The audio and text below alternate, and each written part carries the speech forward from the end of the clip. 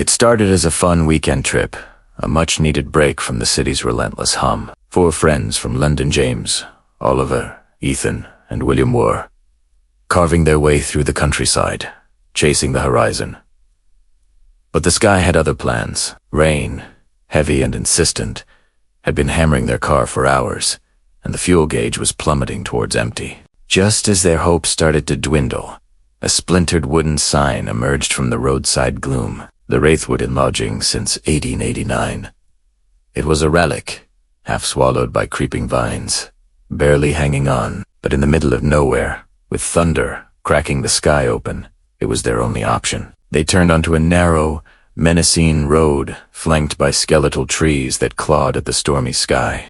At the end of it stood the inn, a massive, decaying house, silhouetted like a phantom against the bruised clouds. The moment they stepped out of the car, the air shifted. It grew heavy, thick, with a silent, watchful presence. The house groaned, a long, drawn-out creak, as if it had been anticipating their arrival.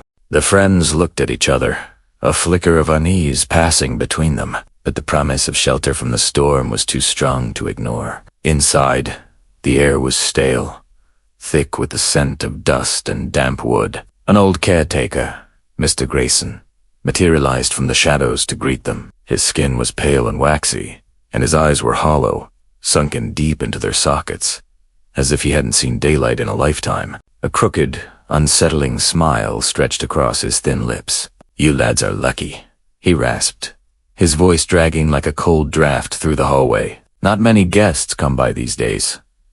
The friends exchanged nervous glances, but quickly dismissed their unease. After all, it was just an old inn, and he was just an old man. They laughed off the creepy vibe, pulling out their phones for selfies, joking about ghosts in haunted houses. Mr. Grayson, seemingly unfazed, led them through a labyrinth of hallways toward their rooms. The walls were a gallery of the dead, lined with portraits of stern-faced men and women whose eyes seemed to track their every move. One painting in particular grabbed Oliver's attention. It depicted a group of travelers seated around a grand dinner table, their faces frozen in a moment of boisterous laughter. A chill snaked down his spine. "Looks like us," he muttered to himself, a strange sense of foreboding settling in his stomach. That night, as if on cue, the power went out. The inn plunged into an unnerving silence, broken only by the mournful howl of the wind rattling the window frames. James, ever the practical one, decided to head downstairs in search of candles. As he passed through the lobby, his flashlight beam swept across the wall of portraits. He stopped dead, his heart hammered against his ribs. The painting of the laughing travelers. It was different. One of the figures, previously a stranger, now looked exactly like him. The same jacket, the same face, the same haircut. His breath hitched in his throat. "Guys, you need to come down here. Now," he yelled, his voice echoing through the silent house. The others stumbled down the stairs, their flashlights cutting frantic paths through the darkness. They all gathered before the painting, staring in stunned disbelief. James was right. One of the painted figures was a perfect, chilling replica of him, and as they watched, horrified, another change rippled across the canvas. Now, Ethan's reflection appeared in the painting, too, seated right next to James, a permanent, painted smile on his face. "What is this?"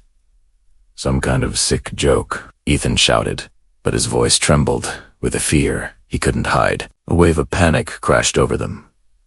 They had to find the caretaker. They tore through the house, their shouts from Mr. Grayson swallowed by the oppressive silence. They found nothing but dust, cobwebs, and doors that opened into brick walls or led nowhere at all. The inn's old rotary phone was dead, the line cut. When they tried the front door, they found it was locked solid, as if from the outside. Desperate, they returned to the lobby, and their blood ran cold. The painting had changed again. Now, William's image had joined the others, seated next to Ethan. 3 of them were now trapped in that eerie, painted scene, their smiles mocking the real-life terror. "We have to get out of here," Oliver screamed, the last one free. Panic gave them a surge of adrenaline. They smashed a window, ignoring the sting of shattered glass, and scrambled to climb out into the stormy night. But as their feet touched the muddy ground of the yard, the world seemed to warp and fold in on itself. The rain, the trees, the night sky had all dissolved, and they found themselves standing right back in the same dusty hallway they had just escaped. They were trapped in a terrifying, impossible loop. Then, a slow, deliberate footstep echoed from the darkness behind them. Mr. Grayson appeared, holding a single, flickering candle that cast long, dancing shadows on his ghostly face. He looked at them not with malice, but with a sort of weary pity. "Every guest who stays here becomes part of the house," he whispered, his voice a chilling sigh. "You laughed at the dead. Now you'll keep them company for eternity." With a final, soft puff, the candle flame went out, plunging them into absolute darkness. By the time the sun rose, its weak light filtering through the grimy windows, the Wraithwood Inn was silent once more. Only Oliver's desperate cries for help echoed through the empty halls, a ghost of a voice begging for a release that would never come. Months later, a new car, full of weary travelers, pulled up to the decaying inn, seeking refuge from a sudden storm. As they stepped inside, they were greeted by the pale, smiling caretaker. Their eyes were drawn to a peculiar painting in the lobby, a portrait of 4 young Englishmen, sitting around a dinner table, frozen mid. But if you looked closely, you could see the silent, desperate plea for help in their painted eyes. Mr. Grayson's crooked smile widened. "Welcome to the Wraithwood Inn," he rasped. "It's been a while since we've had company. This story serves as a chilling reminder. Sometimes curiosity and a bit of arrogance can lead us down paths we were never meant to walk. It's wise to respect the unknown, because not every door that opens is an invitation you should accept."